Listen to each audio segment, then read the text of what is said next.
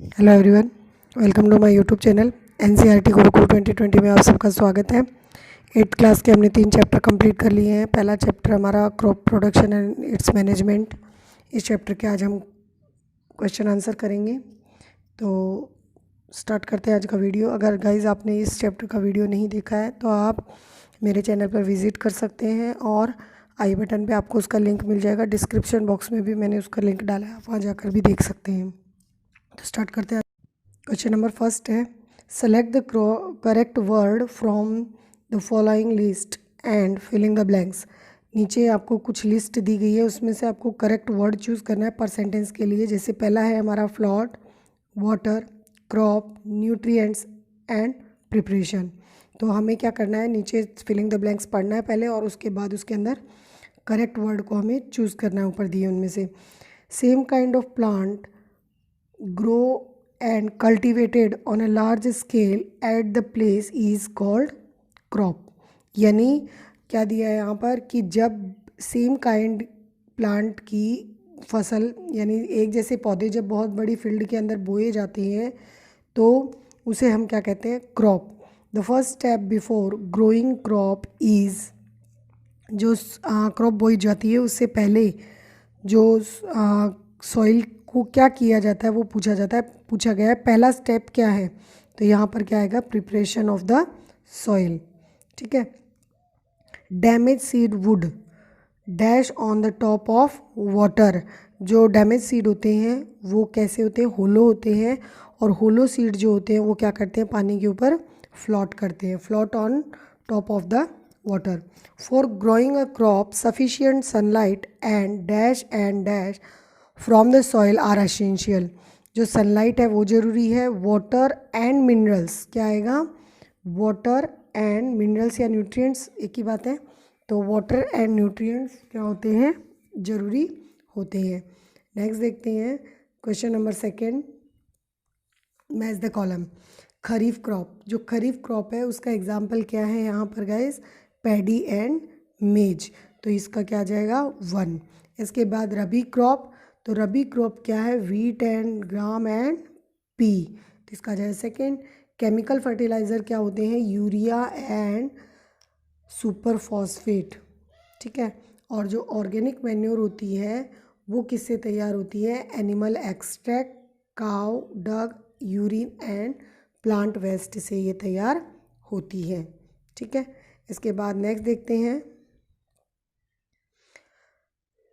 Give 2 example of each. यहाँ पर आपको रबी और खरीफ क्रॉप दी है गाइस। तो रबी और खरीफ क्रॉप जो होती है इनका सीज़न देख लेते हैं हम लोग थोड़ा सा एक बार।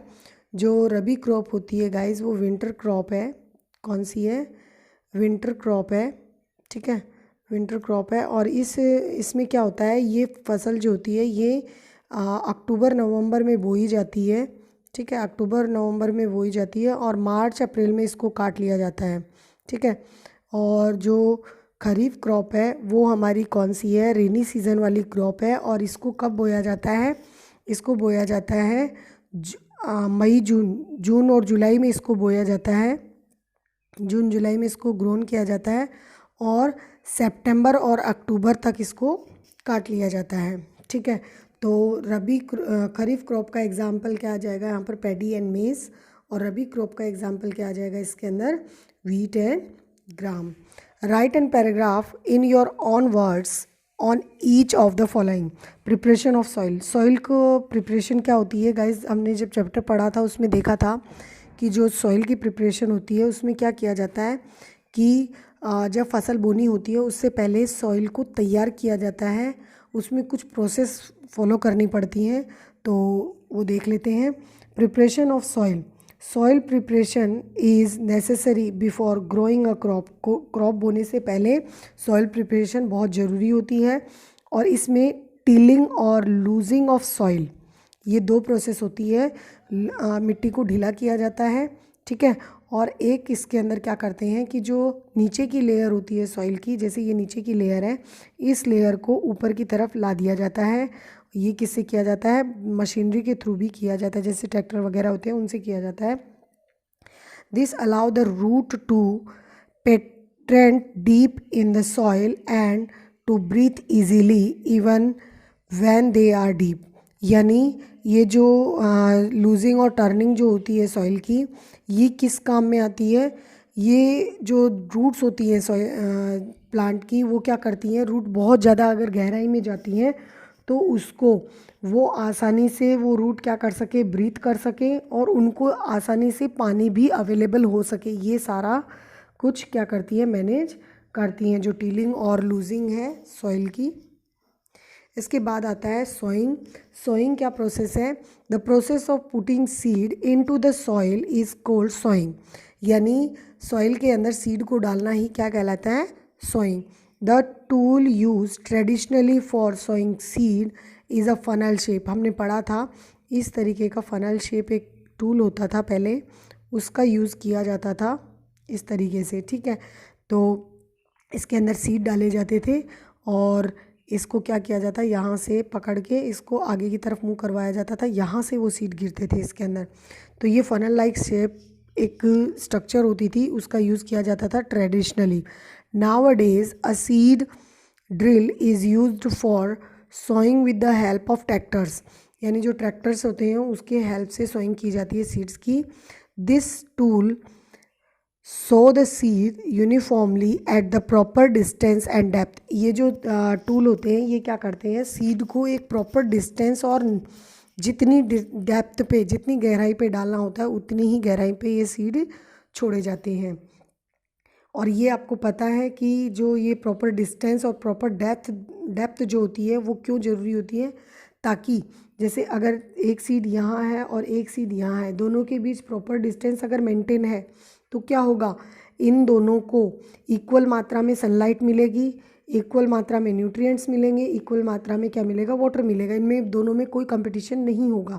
लेकिन इसकी बजाय अगर इन दोनों को पास पास बोया जाए, जैसे ये यहाँ है और यहाँ है, तो ये दोनों आपस में कंपटीशन करेंगे। जैसे अगर वाटर डाला जाएगा तो दोनों में आपस में कंपटीशन होगा और दोनों ही ढंग से ग्रो कर नहीं पाएंगे, ठीक है। इसके बाद आता है weeding. The undesirable plant grow along with crop and these unwanted plant are called weeds. यानी ऐसे प्लांट जो क्रॉप के साथ ग्रो कर जाते हैं और जिनका कोई यूज़ नहीं होता है, उन प्लांट्स को हम क्या बोलते हैं, वेड्स, ठीक है।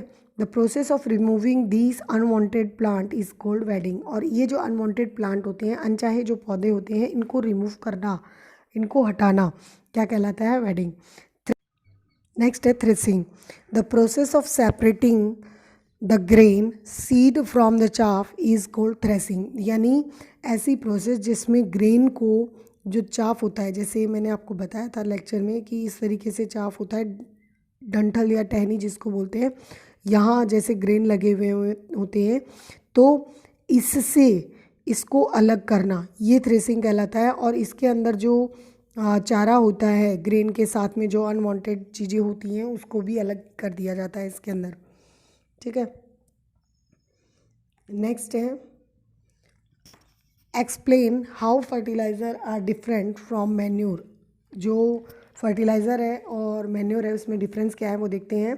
जो फर्टिलाइज़र होते हैं वो क्या होते हैं, इनऑर्गेनिक साल्ट होते हैं, ठीक है। इनऑर्गेनिक साल्ट का मतलब इसके अंदर कोई भी ऑर्गेनिक मैटर नहीं होता है। Manure is a natural substance obtained by the decomposition of cattle, dung, human waste and plant residue. यानी जो मैन्योर होता है वो नेचुरल सब्सटेंस है और ये जो कैटल डग होता है, ह्यूमन वेस्ट होता है और प्लांट रेसिड्यू होता है, उससे, उसके डिकम्पोजिशन से इसको तैयार किया जाता है। सेकेंड है the fertiliser is prepared in factory. जो फर्टिलाइज़र होते हैं उनको फैक्ट्री में प्रिपेयर किया जाता है, बट जबकि मैन्योर जो होते हैं वो फील्ड में ही तैयार किए जाते हैं। इसके बाद थर्ड पॉइंट क्या आता है, a fertiliser does not provide any humus to the soil. यानी जो फर्टिलाइज़र होते हैं वो किसी तरीके का कोई ह्यूमस सॉइल को प्रोवाइड नहीं करवाते हैं, बजाय जो मैन्योर होते हैं वो क्या करते हैं, बहुत ज़्यादा मात्रा में ह्यूमस प्रोवाइड करते हैं सॉइल को। इसके बाद नेक्स्ट आता है fertiliser are very rich in plant nutrient like nitrogen, phosphorus and potassium. Fertiliser के अंदर बहुत ज़्यादा मात्रा में क्या होते हैं, नाइट्रोजन होता है, फास्फोरस होता है और पोटेशियम होता है। जबकि जो मैन्योर जो होता है उसके अंदर कम मात्रा में न्यूट्रिएंट्स प्रेजेंट होते हैं। इसके बाद नेक्स्ट आता है question number 6, what is irrigation? Describe two method of irrigation which conserve water. जो इरीगेशन है वो क्या है? आपको दो मेथड बताने हैं इरीगेशन के। तो यहाँ इरीगेशन की पहले डेफिनेशन देखते हैं। The artificial method of watering the plant for assisting in their growth is called irrigation. यानी ऐसा आर्टिफिशियल मेथड जिससे क्या किया जाता है, पौधों को पानी प्रोवाइड करवाया जाता है, प्लांट्स को पानी प्रोवाइड करवाया जाता है, उसे हम क्या बोलते हैं? Irrigation. The main source of irrigation are well tube well, pond, lake and rivers. ये कुछ मेन सोर्स ऑफ इरीगेशन है। Two method of irrigation which help us to conserve water are, यानी पानी को स्टोर करने में हमारी जो या पानी की बचत करने में हमारी हेल्प करने वाले दो मेथड कौन से हैं वो पूछे हैं। तो यहाँ पर पहला तो आता है स्प्रिंकलर इरिगेशन, फव्वारा पद्धति, और एक होता है ड्रिप इरिगेशन, बूंद सिंचाई। ठीक है, तो स्प्रिंकलर इरिगेशन तो आई थिंक आप लोगों को सबको पता होगा, जो हमारे यहाँ खेतों में नोज़ल वगैरह चलते हैं वो हमारा स्प्रिंकलर इरिगेशन ही है। This irrigation system has an arrangement of vertical pipes with rotating nozzles on the top. It is more useful in the uneven and sandy land where sufficient water is not available. यानी जो ये sprinkler irrigation है वो कहाँ पर useful होता है? जहाँ पर पानी एक इक्वल मात्रा में या अनइवन होता है, मतलब कोई निश्चित नहीं होता है, कभी बारिश ज़्यादा हो जाती है कभी कम होती है, और जहाँ पर सैंडी लैंड होता है, रेतीली ज़मीन होती है, वहाँ पर क्या होता है, जहाँ पानी अच्छे से उपलब्ध नहीं होता है, sufficient water is not available, वहाँ पर क्या किया जाता है? इसका यूज़ किया जाता है। इसमें होता क्या है, एक जो पाइप्स होते हैं वो क्या वर्टिकल पाइप्स लगाए जाते हैं और उनके ऊपर क्या होते हैं, हॉरिजॉन्टल नोज़ल लगी हुई होती है इस तरीके से, और इस तरीके से ये स्प्रिंकलर सिस्टम काम करता है, सबको पता होगा ये। ठीक है, इसके बाद आता है ड्रिप इरिगेशन।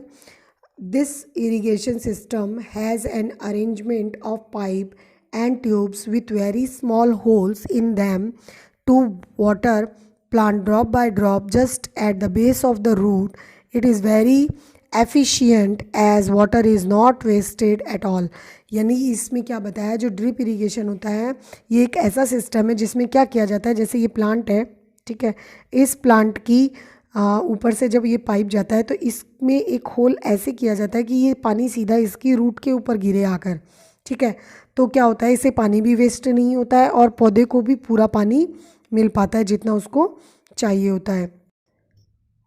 नेक्स्ट है, if wheat is sown in kharif season what would happen? Discuss. अगर वीट को खरीफ सीज़न में बोया जाए तो क्या होगा?